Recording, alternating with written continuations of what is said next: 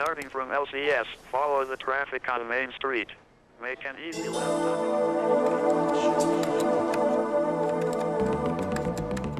Just thinking of the World Wide Web and its pointers, every human being has these spaghetti things going out to every other computer and human being, and there's this gigantic, massive spaghetti spanning the entire globe.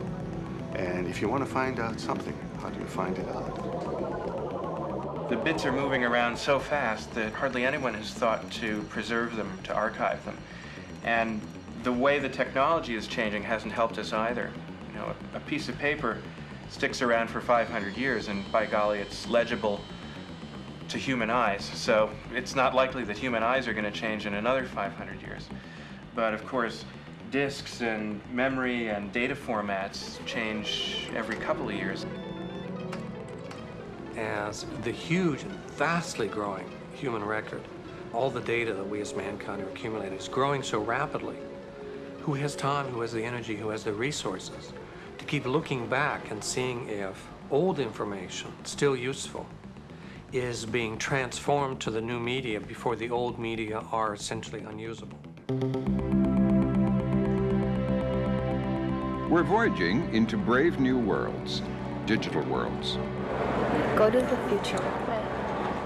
Electronically recording, gathering, creating, and connecting a universe of information and knowledge, and making it available at our fingertips.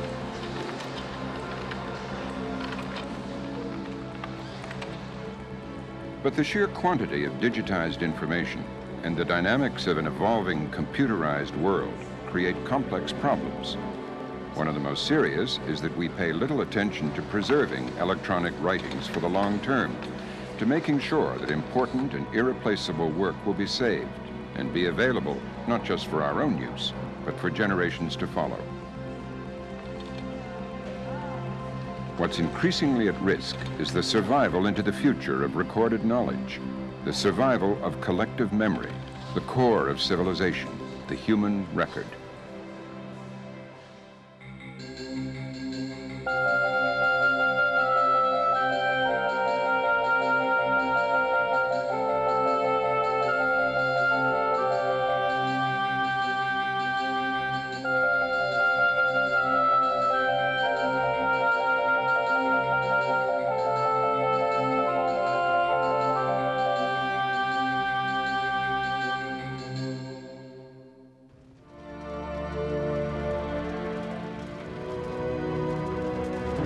August 25th, 1992, Sarajevo. In the war for Bosnia-Herzegovina, in an act of hatred calculated to destroy collective memory and erase the culture and identity of a people, gunners targeted with hundreds of incendiary rockets the National Library.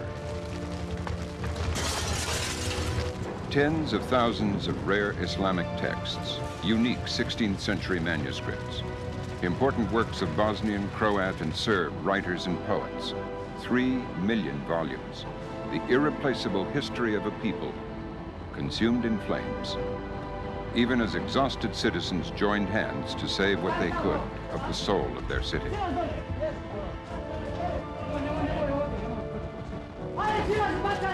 Catastrophe has always loomed as a threat to portions of the human record, through fires and floods, earthquakes and wars, and also in the past 100 years through the slower fires of acid in the paper of printed materials.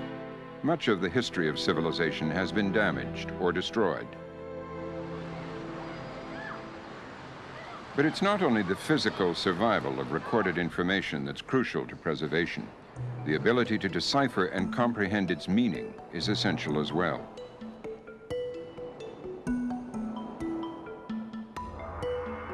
For over 1,000 years, scholars tried but lacked the knowledge to interpret Egyptian hieroglyphics.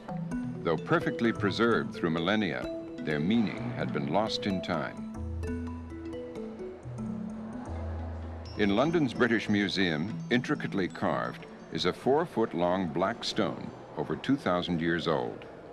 Discovered in the sands of Egypt in 1799, it is the fabled Rosetta Stone. The information the stone records is unexceptional.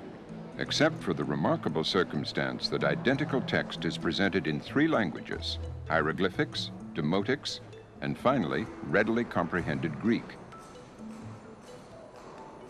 The Rosetta Stone was the key to deciphering and understanding the writings of an entire ancient civilization. Stone has long given way to paper, and today paper is fast giving way to new means of recording and accessing knowledge. Up to 6. Do you copy my last? The communications complex at Goldstone in California's Mojave Desert. The huge antennas are part of NASA's deep space network, able to receive and process digital electronic signals from unmanned spacecraft millions of miles away. Since 1958, NASA space probes have been generating vast quantities of data. Give me a call. We're unable to assign a couple of these nets because it causes some problems here. Space missions studying the Earth's environment have generated even greater amounts of data. Information regarding ozone depletion, global warming, the growth of deserts, and other potential threats to life on the planet. Acquired at enormous cost, much of this priceless information, stored on magnetic tape, is in jeopardy. 20 years ago or more, the projects were so focused on building the spacecraft and getting the fundamental technology proven and getting to the first visit of the planets that people really didn't look at saving the data for when the mission was over. For example, Viking, that went to Mars. The key part of the mission was around 1976. Well, this is 20 years later. Those tapes are decomposing. Now, that was a heavily investigated planet and mission, and a lot of people were familiar with the data, but now enough time has passed. Many of the people have retired, or it's not easy to access the tapes, and it becomes much more important to have them in an archive form. Historically, magnetic tapes, which was the main storage media used until just 4 or 5 years ago, you can take one out of the box, record it, and then try to read it and have an error on it. That's how bad it is. And some of the conversion efforts that we've done over the last few years, we're finding 10 or 20% of the tapes have errors on them. So magnetic tape is just a disaster for an archival storage media. The problem with preservation is one which archivists and librarians think about because that's their business. But unfortunately, computer science as a field has not had very much interest in this problem. I'm not sure that it isn't aware of it, but it has a mindset that says, you know, we are in the business of charging ahead into the future and dropping the past behind us and not carrying the baggage of old, obsolete systems. People are more interested in what's the new paradigm, how are we going to create new, more exciting hypermedia with new capabilities that have never existed. But those new capabilities, those paradigm shifts, leave old documents stranded in the past with no bridge to the future. Washington, D.C., the National Archives. Over 200 years of the official records of the nation, including the founding documents.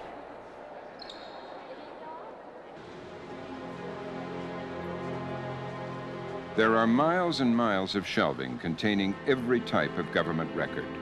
Treaties, letters, patents, maps, architectural drawings. 3 billion pieces of paper. The information infrastructure of the nation. Everything determined by the archivist to be of enduring value. There are also millions of microfilms, photographic negatives, motion picture films, phonograph records, and video and audio recordings on various formats. Now, machine-readable materials are by law included as well. It's anticipated that by the year 2000, fully 75% of all federal transactions will be handled electronically. Flowing into the Archives Center for Electronic Records in Maryland are over 800 digital data streams, vital statistics on health and welfare, surveys on crime, data on population and housing, and from every government agency, torrents of email communications. The amount of archived electronic materials is doubling every year. You can't have a democracy if the government is not accountable to people. And one of the ultimate ways that this government is accountable to people is by maintaining records of what the government did, what it said its policies were, and therefore enabling the people to figure out whether the government acted in accordance with policy and law. Traditionally, we, like basically all the archives in the world that deal with electronic records, ask the originators to send it to us in a form that's not dependent on any specific hardware or software, because we have to presume that most of our customers, who haven't been born yet, are going to want this information at a time when all of the technology used to generate it has disappeared from the marketplace. A highway in New York. Every day, hundreds of hazardous waste shipments, each authorized by a permit, crisscross the state on their way to one of 1,000 different disposal sites. The Center for Electronic Records in Albany manages more than 1,000 huge databases. The hazardous waste permitting system is just one, but a very important one.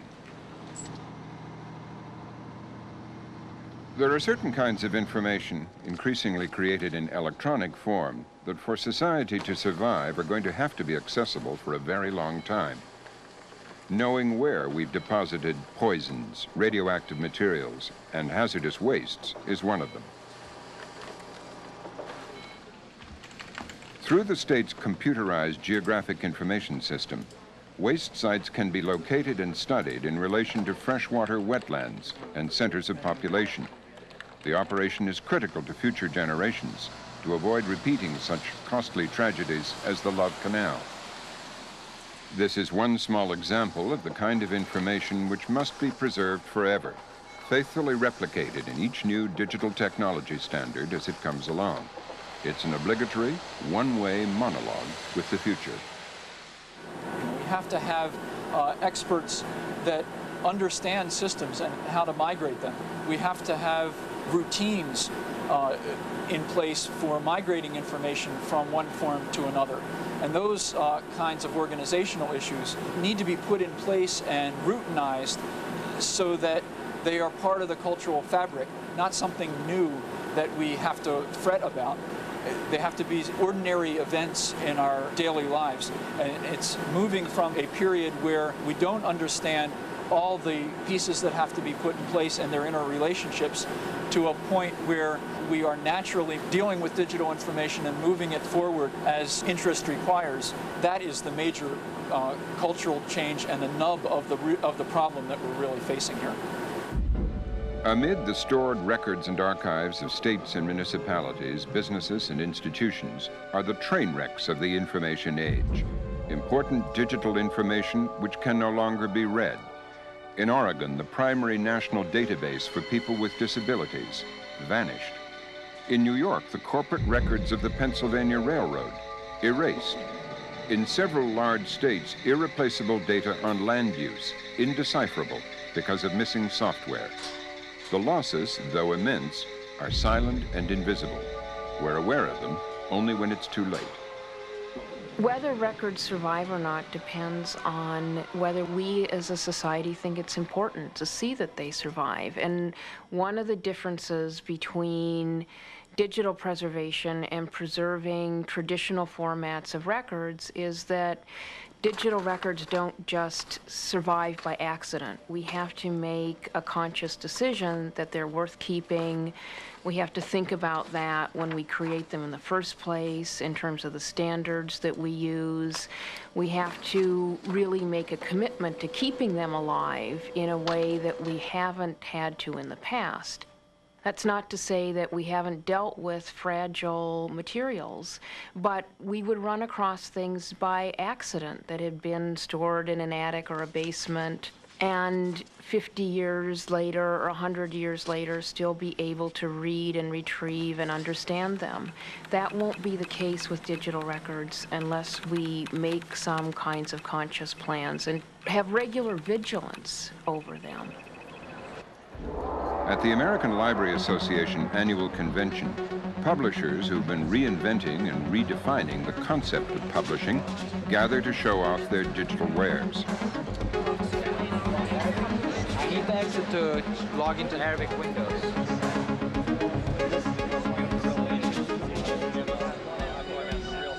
What I can now do is say I want to go to, oops, where'd it go? We can search full text, which we call level 1, or we can customize our search, and we call that level 2. And we have the African American experience, the American Revolution, the Civil War, Westward Expansion. With the advent of electronic books and digital networks, librarians are increasingly concerned that there not be created information haves and have-nots. New York's Science, Industry, and Business Library counts itself part of the solution. Few families in New York have the means to have internet access at home. So, for those who don't, this is our attempt to level the playing field. You could get off the airplane at Kennedy from Zambia, take a taxi in to the Science, Industry, and Business Library. No one will ask you for a piece of identification, for a library card, for a fee, but you just walk in the door, sit yourself at a computer, get on the internet, pull down a database, do whatever you wish for free. One of the things that concerns me most is that there's such an enthusiasm for putting information into digital form. Many libraries are rushing into digital projects, and sometimes at the expense of their preservation microfilming projects. And the worst nightmare I can imagine is that all of the money that had been going into preserving books in the traditional way, microfilming or conservation projects, will be diverted to providing access to digital information without making any provisions for preserving it, so that money is being drained from the traditional preservation projects and nothing is being done about preserving the new digital information. And then we'd lose twice.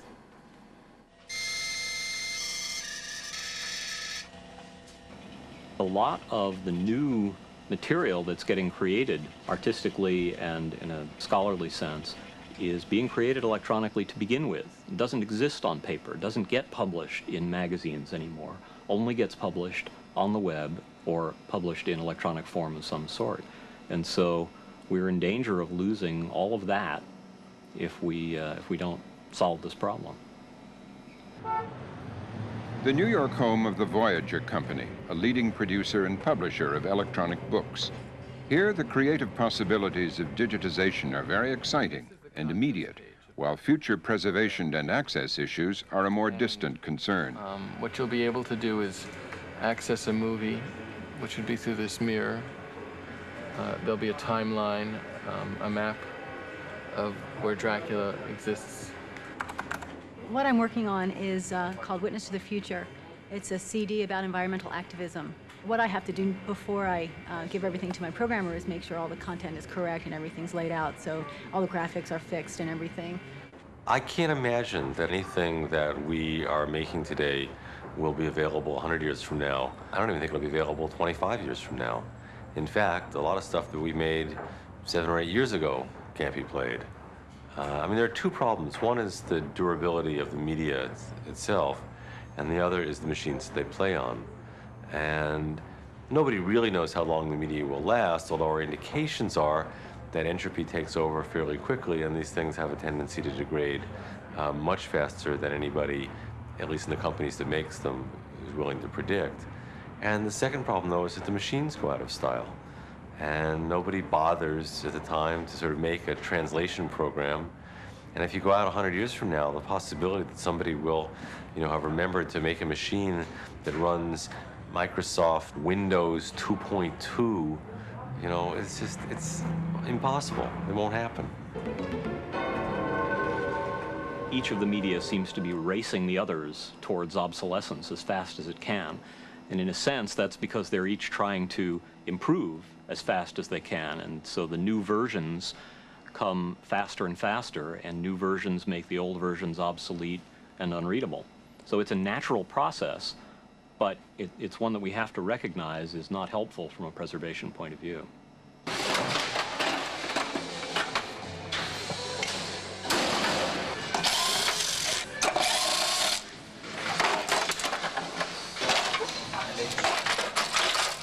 We get stuff that's 3 years old now, outdated. We pick up scrap computers from many companies in this valley, National Semiconductor, LSI Logic, Cypress Semiconductor. I mean, the list goes on, but I don't want to mention my customers. I have competition.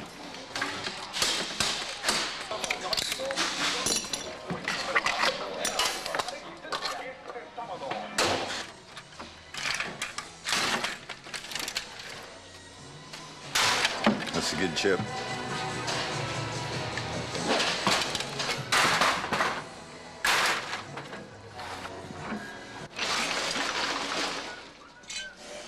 I estimate about $300 million for this load of mainframes is what they paid for them. And they're outdated in 8 years.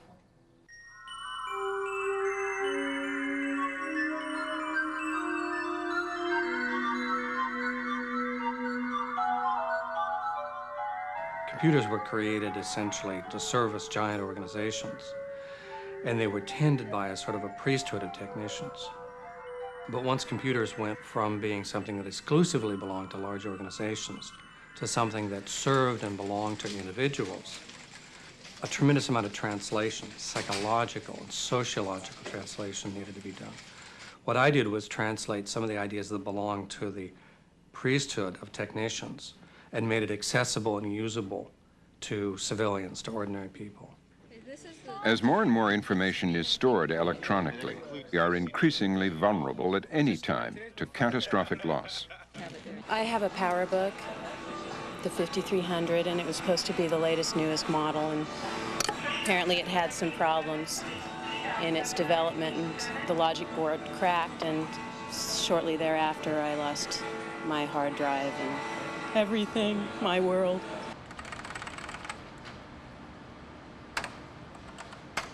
When computers crash, all is not always lost. There are professionals who specialize in recovery, in breathing life back into fragile, intricate disk drives, just long enough to coax off and capture the data.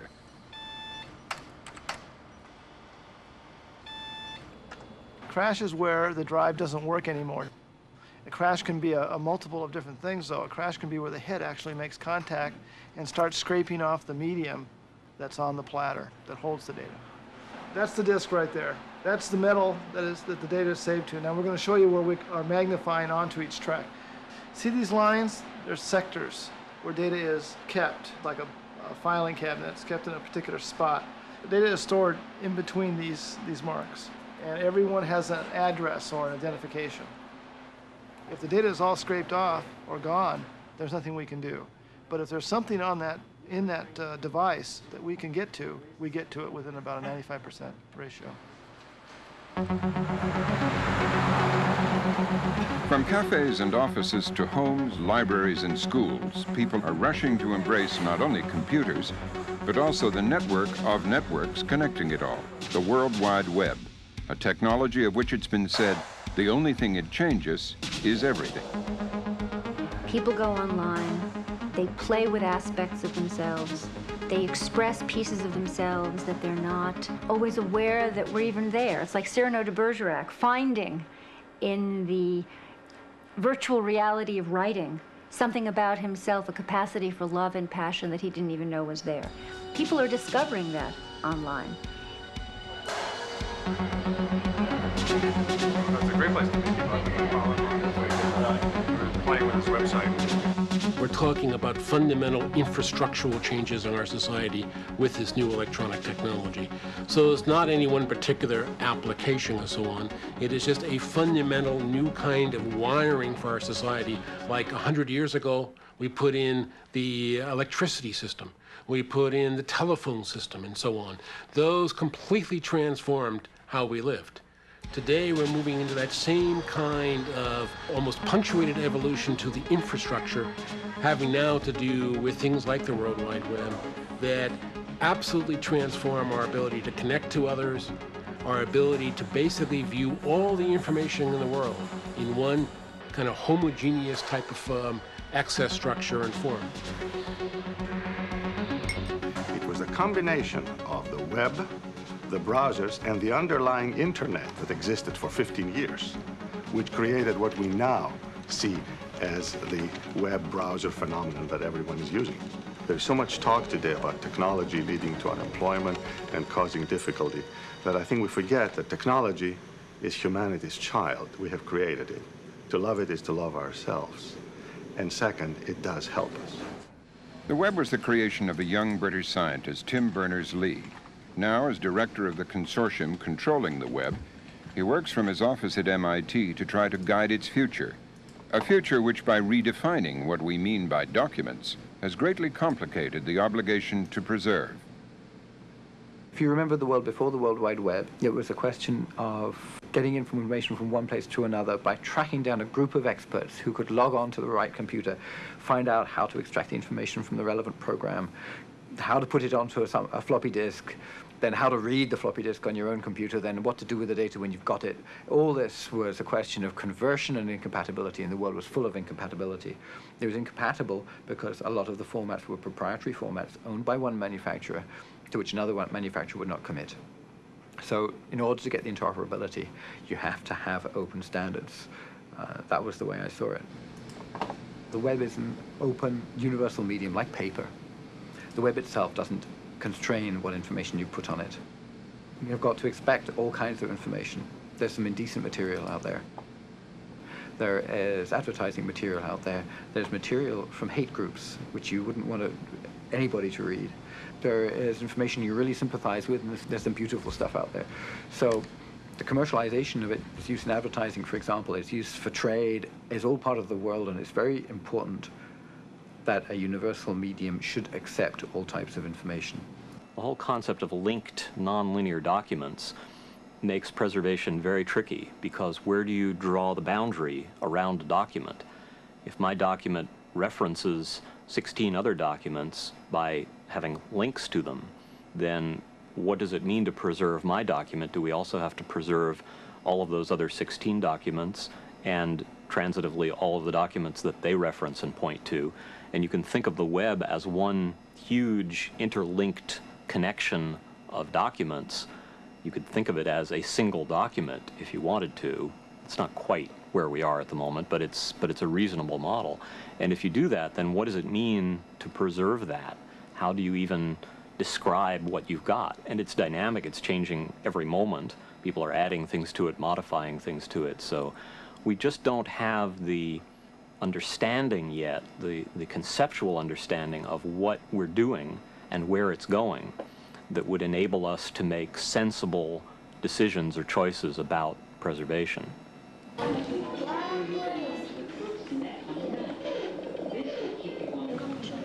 Information highway, electronic publishing, I think will sound in 20 years like horseless carriage sounds to us now, because they're all analogies to something that's an old technology, to highways, to libraries. And I think this technology really changes everything. It changes the way we communicate. And we basically need a new language to describe these new relationships and the new styles of seeing and teaching and learning. If you begin from thinking about it as a communications medium, then the social policies have to concern free speech, have to concern education, have to concern public access. So it's the narrow focus on transportation of commodities on an information highway that I think limits our field way too much.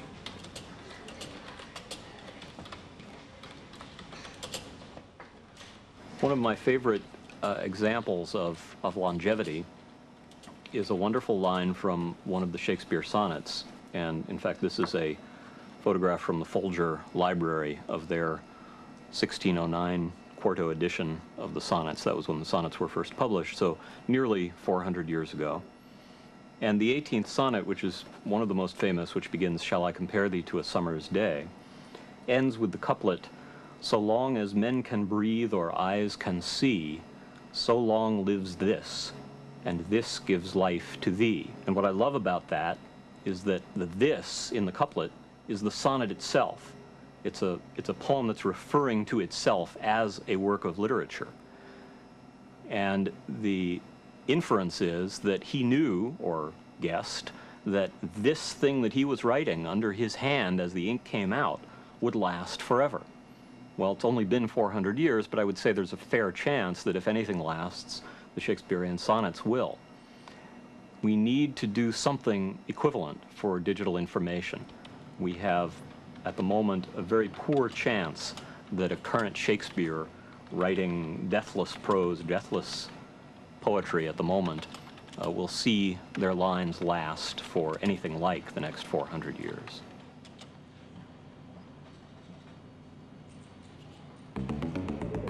And this gives life to thee. It is the human record, caught at this point in time between the world of print and the new and demanding world of electrons and photons, that gives civilization its life. Somehow the substance of that record must continue to be preserved.